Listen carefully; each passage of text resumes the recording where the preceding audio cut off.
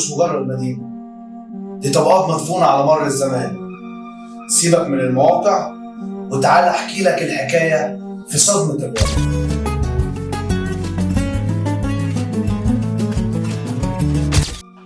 النهارده احنا مش هنمشي في الشوارع، احنا هننزل للشؤون، هنكتشف اسرار جديدة مش موجودة ومحدش يعرف عنها حاجة.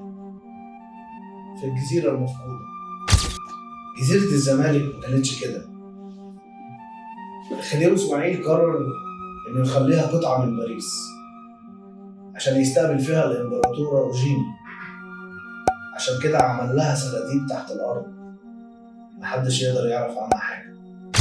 بيتقال ان السراديب دي كانت بتربط ما بين المرسى اللي على النيل والقصر عشان الامبراطورة تخرج وتدخل من غير ما حد يشوفها.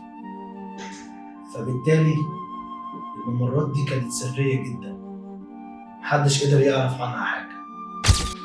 سمعنا ان الممرات دي اتقفلت بالخرسانة في السبعينات، بس هل الممرات دي في ناس بتسمع فيها أصوات غريبة جدا ومش مفهومة تطلع من جنينة القصر؟ هل الروح اللي اتبنى عشانها المكان لسه محبوسة في الممرات دي؟ نيجي بقى للغز المائي الكبير اللي محدش يعرف عنه.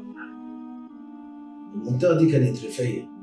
الأسطورة بتقول إن الجزيرة دي كانت أكبر بكتير من اللي هي عليها دلوقتي.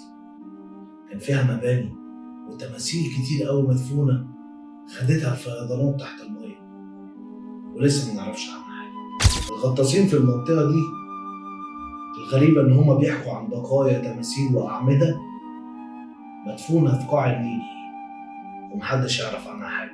بين الجزيرة والشط التاني القاهرة مش بتخبي أسرارها تحت التراب بس، لأ، دي دفنة تاريخها تحت المية كمان. صدمة الواقع كشف التاريخ مدفون على مر الزمان. من هنا حكايات هتكتشفها في صدمة الواقع.